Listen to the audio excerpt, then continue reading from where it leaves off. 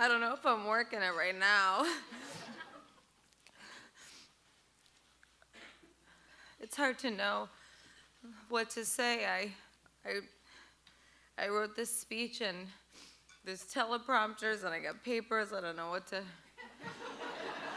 use. And in truth, I was just trying to memorize Anita's speech because it was so beautiful that you give me hope. Thank you, Jennifer, for that beautiful introduction. You're an inspiration to so many. Thank you not only for everything you continually do for women, but for the force of nature you've been for so many all over the world. I think about me and my best friend who's here tonight, right there.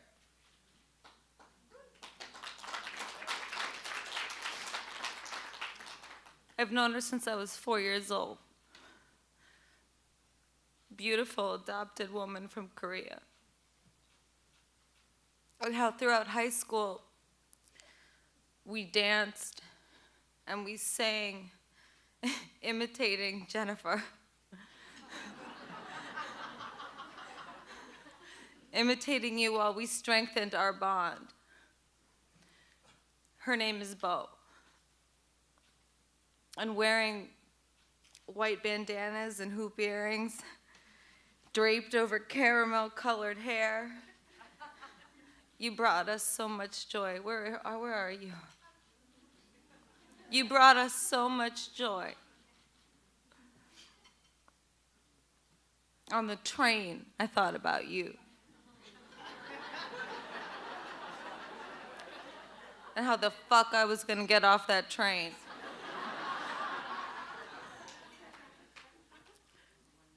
She loved you so much. We even gave her the nickname J-Bo. No, for real. Like, we called her that all the time. There is not a doubt in my mind that you will be loved forever as the powerhouse of a performer and woman that you are. Thank you for making so many memories for me and my friends that I will cherish forever in my heart. Thank you so much.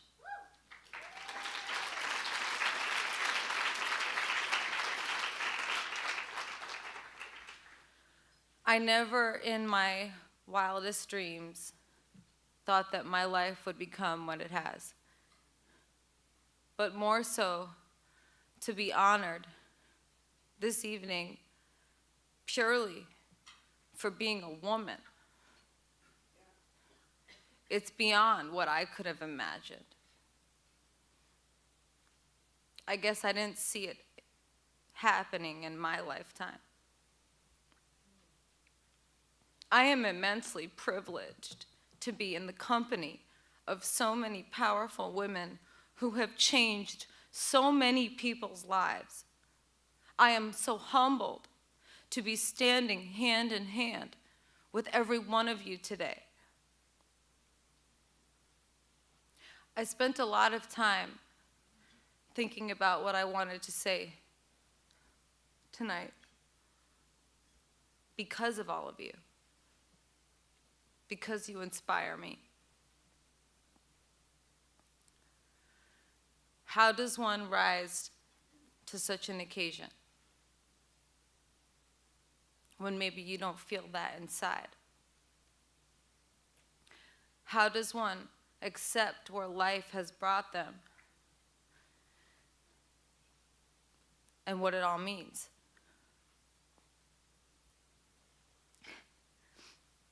As I tried on dress after dress today, getting ready for this event, one tight corset after another, one heel after another, a diamond, a feather, thousands of beaded fabrics, and the most beautiful silks in the world. To be honest, I felt sick to my stomach. And I asked myself, what does it really mean to be a woman in Hollywood? We are not just objects to entertain the world.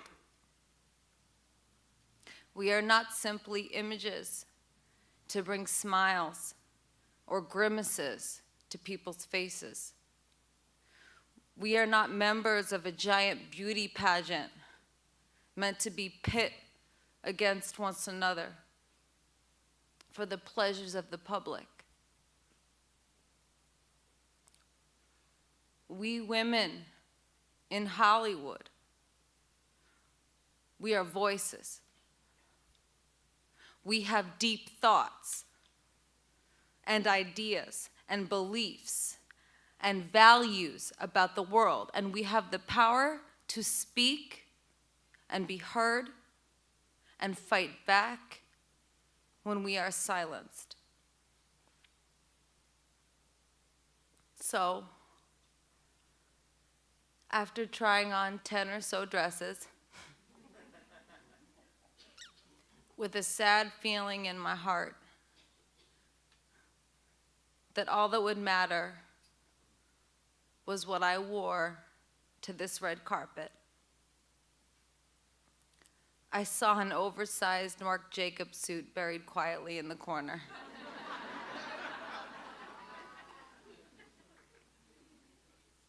I put it on to a resounding view of eyes glaring at me in confusion.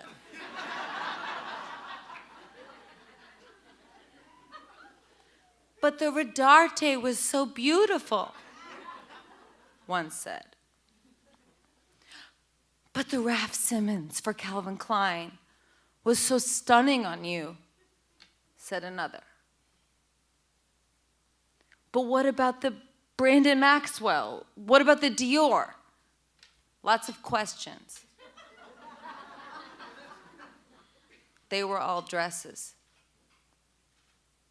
This was an oversized men's suit made for a woman, not a gown.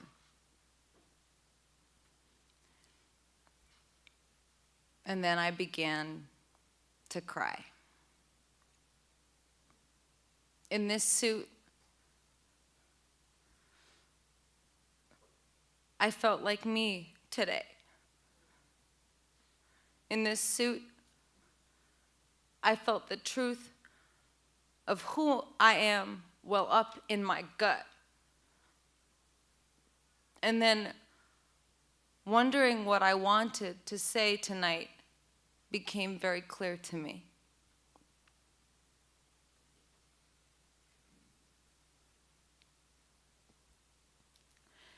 As a sexual assault survivor by someone in the entertainment industry,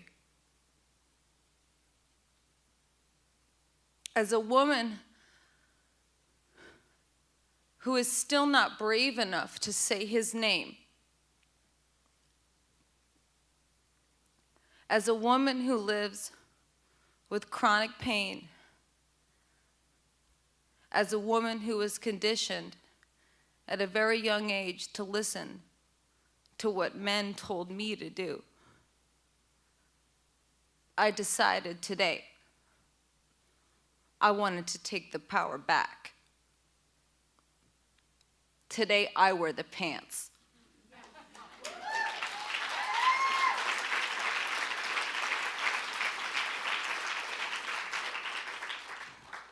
Today I wear the suit.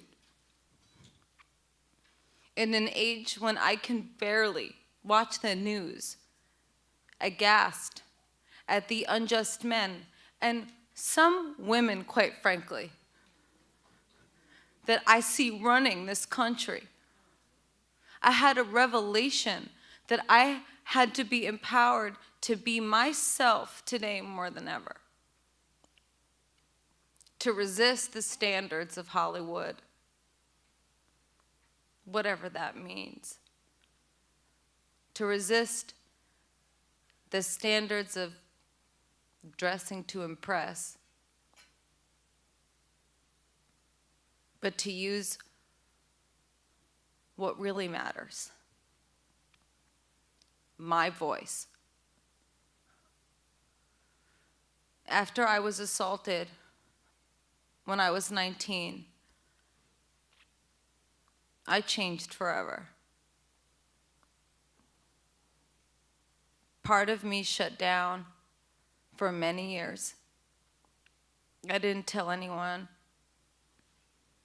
I avoided it myself and felt shame even still today, standing in front of you. I feel shame for what happened to me. I still have days where I feel like it was my fault.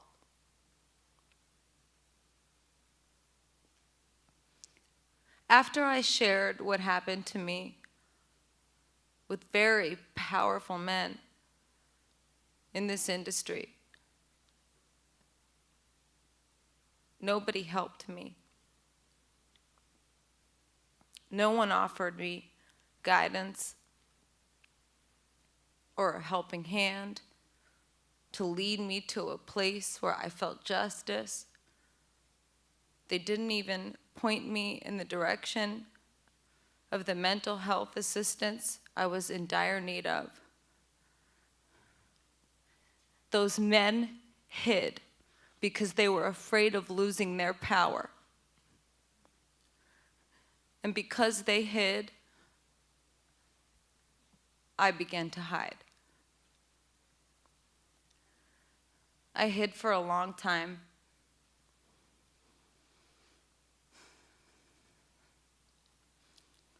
Until I started to feel physical pain.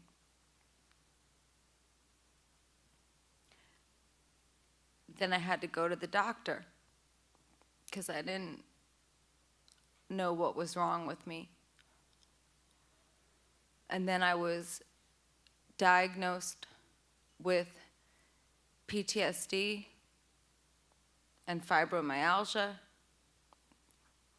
which many people don't think is even real, and I don't even know what the fuck to say about that. But I'll tell you what it is. It's a syndrome that is essentially a cyclone of many different conditions, depending on the person, inducing a stress-induced pain.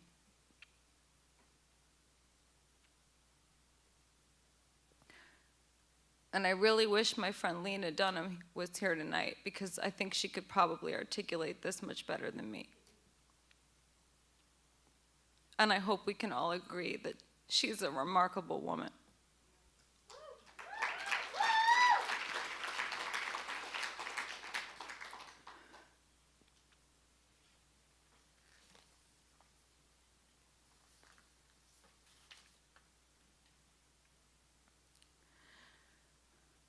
Depression, anxiety, eating disorders, trauma.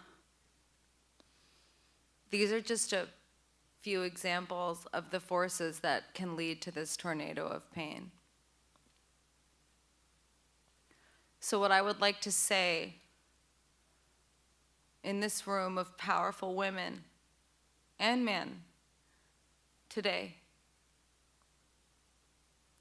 is, let's work together to beckon the world towards kindness. I'm fortunate enough now to have the resources to help me. But for many, the resources either don't exist or people don't have the ability to pay for or access them. I want to see mental health become a global priority.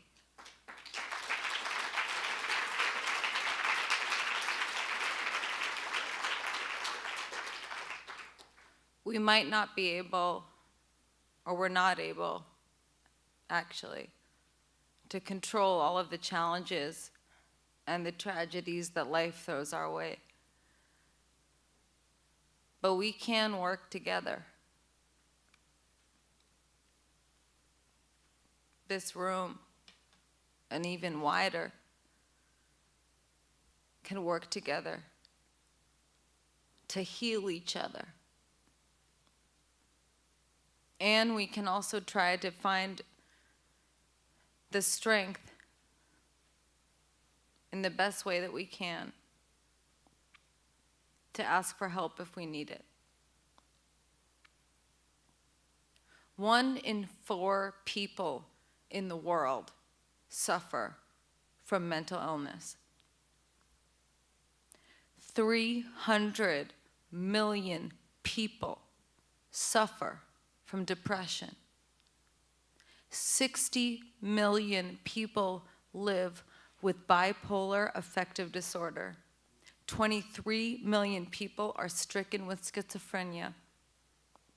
And 800,000 people die every year from suicide. In low and middle income countries, between 76 and 85% of people with mental disorders receive no treatment at all. In high income countries, between 35 and 50% of people are in the same situation. The people in this room and the people that you have in your network have the power to turn kindness into plutonium and change the world. For both children and adults, to provide for a better future and make up in whatever small way that we can. Microscopic, maybe, for the pain those have suffered in the past. And if anyone is compelled to do so, please join me and my mother, Cynthia. We're the founders of the Born This Way Foundation, to empower youth, to inspire a kinder and braver world. We want kids to learn about mental health and the importance of kindness at a very young age. And it is my personal dream that there would be a mental health expert, teacher, or therapist in every school in this nation, and hopefully, one day, around the world. Let's lift our voices. I know we are, but let's get louder. And not just as women, but as humans. And see that there are great men in the world. And ask them to hold our hands for justice, that our voices be heard, whatever our story may be, for an equal standing, that we will fight for justice for women and men and those with other sexual identities. For me,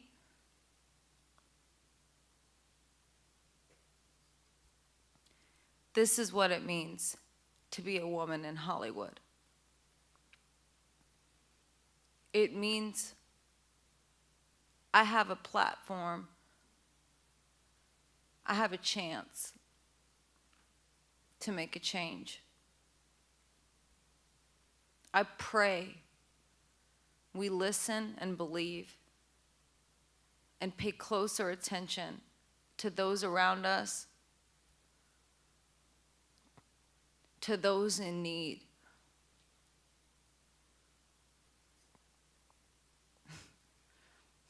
I'm sorry, I preach a lot, so you're going to have to bear with me. Be a helping hand. Be a force for change. Thank you, Nina Garcia. Thank you, Stephen Gann.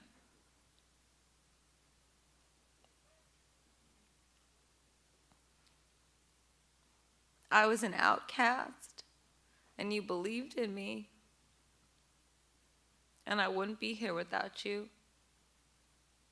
Thank you, Elle. Thank you, all the loved ones in my life, Bobby. I love you. Everybody at table 5. My fiance, Christian. All the loved ones in my life who take care of me every day. And Ryan Murphy.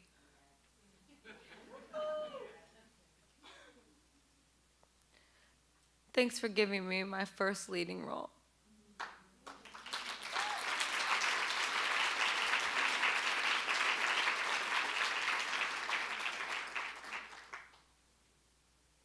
You know that Golden Globe belongs to you, man. Thank you to all of you, everybody in this room who has supported me in having a voice and knowing I have something inside me to give that's more important than any stereotype about Hollywood. I have my heart to give to you. And I want you to have all of it. Thank you for inspiring me. I can't say enough about you. Listening to you speak tonight gave me hope when I have trouble sleeping because I'm afraid. Or when I walk out in the world and I'm trembling inside, it's women like you, Anita, that make me feel strong. Come on.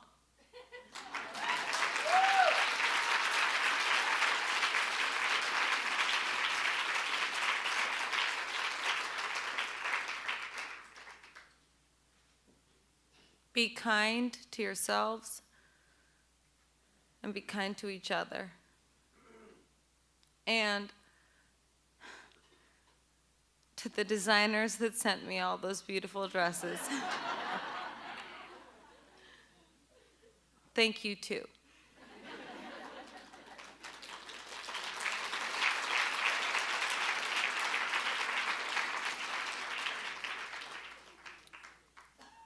It taught me something that I needed to learn again today. And to quote myself,